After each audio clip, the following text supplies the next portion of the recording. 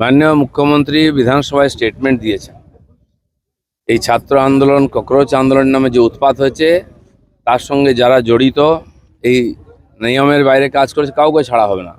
উনি বলেছিলেন 16 জনের লিস্ট আছে, কে কোথায় নামও বলেছেন, অ্যারেস্ট হচ্ছে এবং গুন্ডা দমন যে নতুন আইন হয়েছে সেই আইনে এদের বিচার হবে এবং কাউকে ছাড়া হবে না। যে যা ইচ্ছা করবে পশ্চিমবাংলায় এটা এবং আগে যেগুলো হয়েছে তারও বিচার হবে। দেখুন, আন্দোলন হচ্ছে, সরকার যেটা ঠিক মনে করেছে, মাননীয় নরেন্দ্র মোদী আছেন, তিনি মনে করেছেন যে পদত্যাগ করার দরকার আছে, তো করেছেন উনি। সরকার সব রকম চেষ্টা করেছে, কথাবার্তা বলেছে, অনশন ভাঙার জন্য মাননীয় নাড্ডাজি নিজে গেছেন হসপিটালে এবং বারবার মিটিং হয়েছে। তো ওদের কথাবার্তার মাধ্যমে ছাত্রদের সঙ্গে যেভাবে ব্যবহার করা উচিত, ইমোশনাল ওরা, সরকার সব রকম রাস্তা খুলেছে, ব্যবহার করেছে, তাদের দাবি মানার চেষ্টা করেছে। তো আর যেটা মনে হয়েছে সরকারের আজকের প্রয়োজনে সেটা করিয়েছেন। মানে এটা আন্দোলন নয়, এটা তো উৎপাত। এটা দেশের সব মানুষ বুঝে গেছে।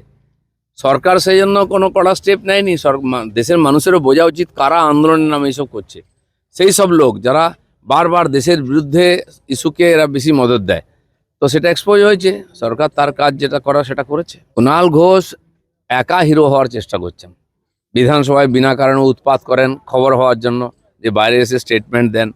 তাদের এমপিরা অনেকে ওখানে দিল্লিতেও কেউ কেউ হন, ওখানেও সাসপেন্ড হন, এখানেও সাসপেন্ড হন।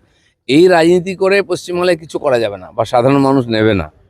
পারলে অন্য কিছু কনস্ট্রাকটিভ করুন। এখন পুলিশ সবার সঙ্গে কথা বলে সবাইকে অনুমতি দিচ্ছে প্রোগ্রাম করার, তারপরে যদি আপনি ঝামেলা করেন তো পুলিশ তার কাজ করবে।